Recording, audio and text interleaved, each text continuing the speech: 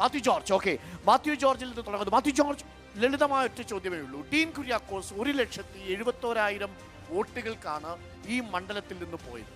ആ 1,71,000 എന്നുള്ളത് ഡീൻ കുര്യാക്കോസ് പിടിച്ച ജോയ്സ് പിടിച്ച 51,000-നേക്കാൾ 3 മടങ്ങാണ്. അതിനെ നിങ്ങൾ എങ്ങനെ മറികടക്കും? ഇക്കുറി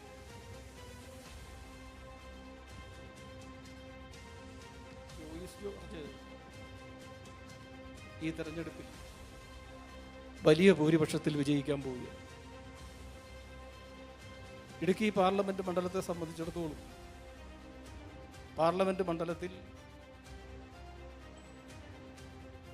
7 നിയമസഭാ മണ്ഡലങ്ങളിൽ 5 നിയമസഭാ മണ്ഡലങ്ങളിൽ ഇടതുപക്ഷ ജനാധിപത്യ മുന്നണി വളരെ വ്യക്തമായ ഭൂരിപക്ഷം നേടി.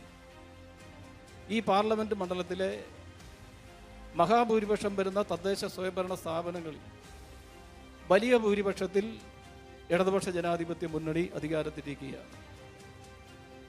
ശ്രീ ജോയ്സ് ജോർജ് 5 വർഷക്കാലം MP ആയിരുന്ന കാലഘട്ടത്തിൽ വലിയ പുരോഗതിയാണ് ജില്ലയ്ക്ക് ഉണ്ടാക്കിയത്. 4750 കോടി രൂപയുടെ വികസന പദ്ധതികൾ അദ്ദേഹത്തിൻ്റെ കാലഘട്ടത്തിൽ നടന്നു.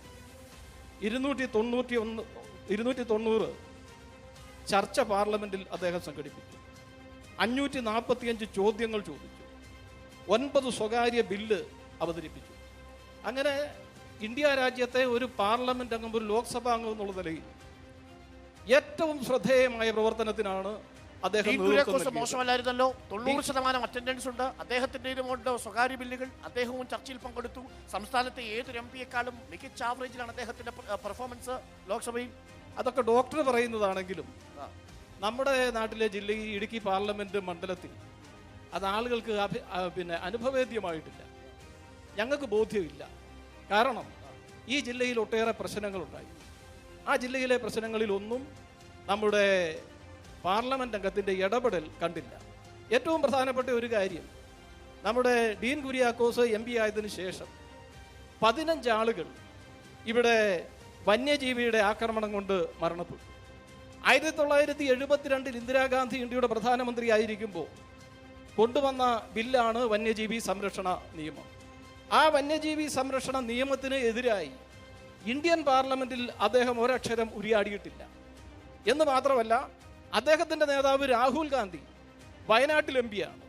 ആ വയനാട്ടിൽ ഏറ്റവും കൂടുതൽ വന്യജീവി പ്രശ്നം നിലനിൽക്കുന്ന ഒരു പ്രദേശമാണ്. അവിടെയും ഇന്ദിരാഗാന്ധിയുടെ കാലഘട്ടത്തിൽ 1972 കൊണ്ടുവന്ന വന്യജീവി സംരക്ഷണ നിയമത്തിന് എതിരായിട്ട് ഒന്നും പറഞ്ഞിട്ടില്ല എന്ന് മാത്രമല്ല, ഇത്തവണ കോൺഗ്രസ് ഇറക്കിയിട്ടുള്ള തെരഞ്ഞെടുപ്പ് പ്രകടന പത്രികയിൽ വനത്തിന്റെ വിസ്തൃതി വർദ്ധിപ്പിക്കുമെന്നും വന്യജീവിയെയും മനുഷ്യനെയും ഒരുപോലെ കാണുമെന്നും രേഖപ്പെടുത്തിയിട്ടുമുണ്ട്. അല്ലെങ്കിൽ ആ തെരഞ്ഞെടുപ്പ് പ്രകടന പത്രിക നമുക്ക് പരിശോധിക്കാവുന്നു. നമുക്ക് അതിലേക്ക് വരാം. പക്ഷെ അതിന് മുമ്പ് ശ്രീ മാത്യു ജോർജ്, ഒറ്റ ചോദ്യമേ ഉള്ളൂ. 5 MLA-മാർ നിങ്ങളുടേതാണ് ഇടുക്കി. ആ 5 MLA-മാർ മാത്രമല്ല, കോഴിക്കോട് ജില്ലയിൽ നിന്നുള്ള ഒരു MLA കൂടിയായ വനം വകുപ്പ് മന്ത്രി കൂടി നമുക്കുണ്ട്. എന്നിട്ട് എന്ത് സംഭവിച്ചു? കേരളത്തിൽ ഇടുക്കിയിലും വയനാട്ടിലും കർഷകരെ നിരന്തരം വന്യജീവി ആക്രമണത്തിന് വിധേയമാവുന്ന കാഴ്ചയാണ്. 45 പേരുടെ ജീവൻ പൊലിഞ്ഞു ഇടുക്കി ജില്ലയിൽ മാത്രം. ഇത്തവണ മാത്രം 5 പേർ.